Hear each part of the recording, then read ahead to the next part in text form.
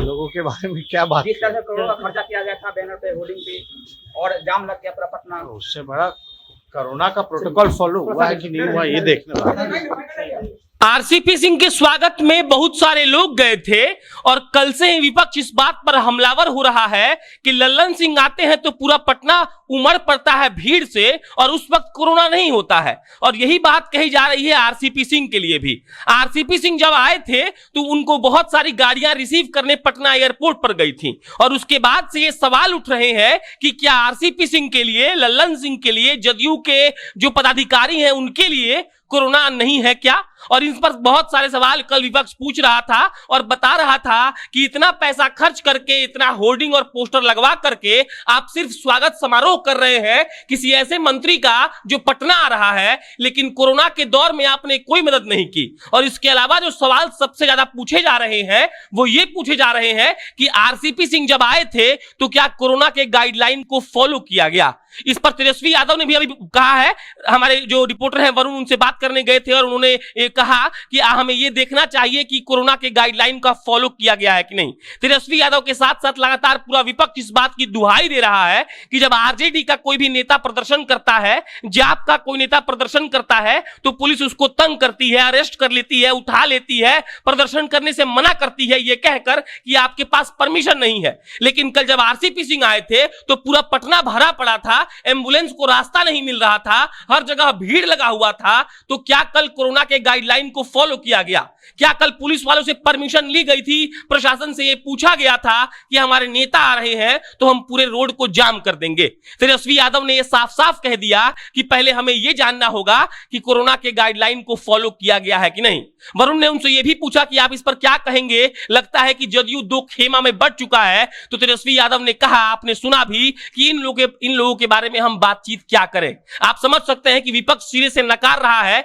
कि जदयू के अंदर कुछ भी ठीक है। जदयू के अंदर लगातार ये सवाल उठ रहे हैं कि लल्लन सिंह जब 6 अगस्त को आए थे तो हजारों की गाड़ियां उनको रिसीव करने आई थी और कल आरसीपी सिंह आए थे तो भी कुछ गाड़ियां उनको रिसीव करने गई थी। अब इस पर सवाल ये उठ रहा है कि क्या जदयू के अंदर ही दो खेमा बढ़ चुका है, जो एक लल्लन सिंह का है जो नए नवेले राष्ट्रीय अध्यक्ष हैं जदयू के, और एक आरसीपी सिंह का है जो नए नवेले इस्पात मंत्री हैं केंद्रीय मंत्रिमंडल में। कल आरसीपी सिंह जब आए तो उन्होंने भाषण दिया और बार बार आरसीपी सिंह ने यह कोशिश की कि वो इस बात को दोहराते रहे कि जदयू के अंदर सब कुछ ठीक है। आरसीपी सिंह बोल रहे थे कि लल्लन बाबू आए तो हमारे कार्यकर्ता उनको स्वागत करने गए, हम आए तो हमारे कार्यकर्ता हमको स्वागत करने आए, और जदयू में सिर्फ एक ही नेता है और उस नेता का नाम है नीतीश कुमार। बार बार आरसीपी सिंह को देखा गया था यह बयान देते हुए कि मैं यहां पर नेता नहीं हूं, नीतीश कुमार नेता है, लल्लन सिंह भी नेता नहीं है, नीतीश कुमार नेता है। और आरसीपी सिंह ये लगातार कोशिश कर रहे थे कि जो मीडिया वालों के अंदर, लोगों के अंदर ये मैसेज गया है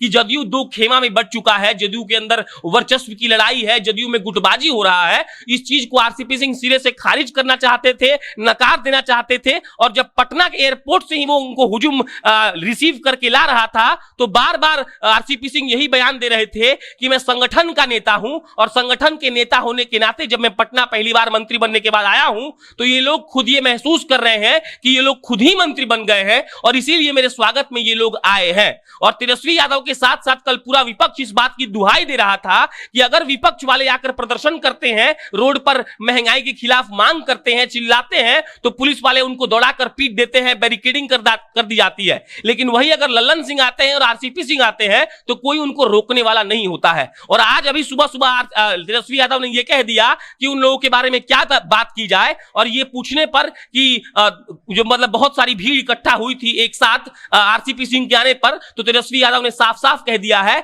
कि देखने वाली बात तो यह है कि क्या वहां पर कोरोना के गाइडलाइन को फॉलो किया गया था, ऐसा तेजस्वी यादव का कहना है। और बार बार विपक्ष यही बात दोहरा रहा है कि जदयू वालों के नेताओं के लिए नियम अलग है और विपक्ष के नेताओं के लिए नियम अलग है। जदयू वाले अगर भीड़ लगाते हैं तो उनसे कोई सवाल नहीं पूछता है, और अगर विपक्ष भीड़ लगा दे, मार्च निकाल दे, तो सवालों का भौजाल लेकर पुलिस सामने आ जाती है। और आरसीपी सिंह ने कल ये लगातार कोशिश की है कि लोगों के अंदर से और मीडिया वालों के अंदर से इस बात को निकाल दिया जाए कि जदयू में कोई वर्चस्व की लड़ाई चल रही है, दो खेमा बटा हुआ है या फिर गुटबाजी हो रही है। तेजस्वी यादव ने यह कहकर फिर से एक नया मुद्दा दे दिया कि हमें यह देखना है कि कोरोना के गाइडलाइन का फॉलो हुआ है कि नहीं, और उन्होंने यह भी कहा कि इन लोगों के बारे में क्या बात की जाए। आरसीपी सिंह आए हैं, आरसीपी सिंह का स्वागत भी हो गया, लेकिन कहीं ना कहीं सवाल जो अब भी यही उठ रहा है कि कोरोना के गाइडलाइन को सिर्फ क्या विपक्ष से मनवाने के लिए सरकार प्रतिबद्ध है, और दूसरी बात यह कि जदयू के अंदर क्या सब कुछ ठीक नहीं है। क्योंकि देखा जाए तो कल उपेंद्र कुशवाहा ने यह बयान दिया था